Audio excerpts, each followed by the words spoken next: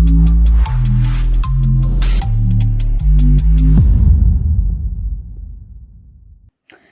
મહાનગરપાલિકા વિસ્તારમાં આવેલ સરથાણા, સીમાડા, શામધામ, વાલક અને લસકાણા સહિતના વિસ્તારોમાં રહેણાંક વિસ્તારને ઔદ્યોગિક હબમાં ફેરવી દેવાના આક્ષેપ સાથે તાત્કાલિક કાર્યવાહી કરવાની માંગ ઉઠી છે. મંજૂર પ્લાનથી વિપરીત બાંધકામ, યુઝ સર્ટિફિકેટ વિના ઉપયોગ અને ગેરકાયદેસર પાણી ગટર કનેક્શન જેવા મુદ્દાઓને લઈને સ્થાનિકોમાં ભારે રોષ જોવા મળી રહ્યો છે. સુરત મહાનગરપાલિકા વિસ્તારના સરથાણા, સીમાડા, શામધામ, વાલક અને લસકાણા જેવા વિસ્તારોમાં બિલ્ડરો અને મકાન માલિકો દ્વારા મોટા પાયે ગેરકાયદેસર બાંધકામ કરવામાં આવી રહ્યા હોવાના ગંભીર આક્ષેપો કરવામાં આવ્યા છે. ગ્રાઉન્ડ ફ્લોર અને 4 માળની મંજૂરી મેળવ્યા બાદ બેઝમેન્ટ સાથે વધારાના 4 થી 5 માળનું બાંધકામ કરવામાં આવી રહ્યું છે. એટલું જ નહીં, રહેણાંક માટે મંજૂરી મેળવીને કોમર્શિયલ અને કોટેજ ઇન્ડસ્ટ્રીઝનો ઉપયોગ કરવામાં આવી રહ્યો હોવાનું પણ જણાવ્યું છે. મંજૂર પ્લાનની વિરોધમાં માર્જિન અને પાર્કિંગ વિસ્તાર કવર કરીને બાંધકામ કરવામાં આવી રહ્યા છે. વરાછા સરથાણા વિસ્તારની અંદર જે રેસિડેન્ટ વિસ્તાર છે, જેની અંદર રેસિડેન્ટ સોસાયટીઓ પડી છે અને સોસાયટીઓમાં લોકો રહે છે, મધ્યમ વર્ગના લોકો રહે છે અને ખૂબ સરસ સોસાયટી, પણ ત્યાં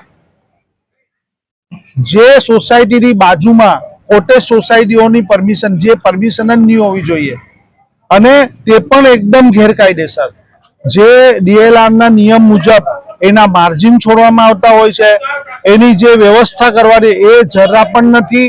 અને આંખ બંધ કરીને ભારતીય જનતા પાર્ટીના નેતાઓના મળતિયા દ્વારા આ કોટેજ ઇન્ડસ્ટ્રી પ્લોટ આખું બનાવવામાં આવી રહેલું છે, જેના લીધે ત્યાંની સોસાયટીના લોકો ખૂબ જ રજૂઆતો કરી કોર્પોરેશનને, સરકારને, પણ તેઓની કોઈ પણ વાત નહીં સંભળાતા આજે સુરત શહેર કોંગ્રેસ સમિતિએ ત્યાં ધરણાનો કાર્યક્રમ રાખ્યો હતો.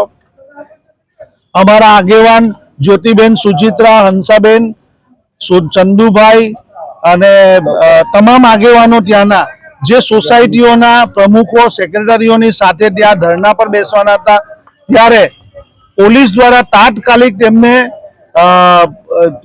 અટકાયત કરી દેવામાં આવી, ડિટેન કરી દેવામાં આવ્યા અને તે લસકાણા અને સરથાણા પોલીસ સ્ટેશનની હદ હતી, પણ તેઓને અહીંયા અશ્વની કુમાર પોલીસ સ્ટેશન લઈ આવવામાં આવ્યા.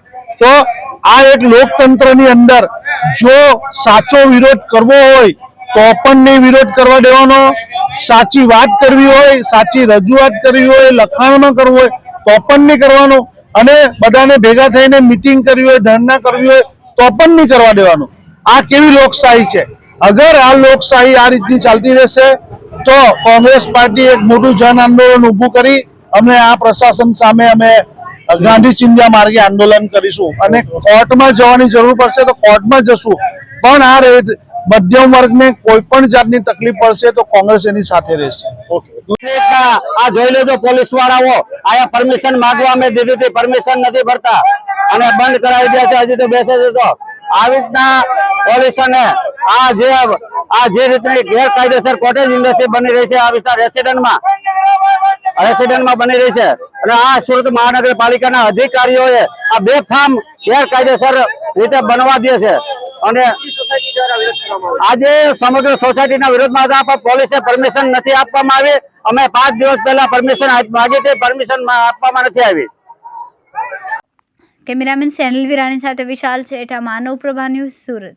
અમારા વિડીયોની નવી અપડેટ મેળવવા માટે સબસ્ક્રાઇબ કરો માનવ પ્રભા ન્યૂઝ ચેનલને, બેલ આઇકન ક્લિક કરો લેટેસ્ટ વિડીયો સૌથી પહેલા મેળવવા માટે.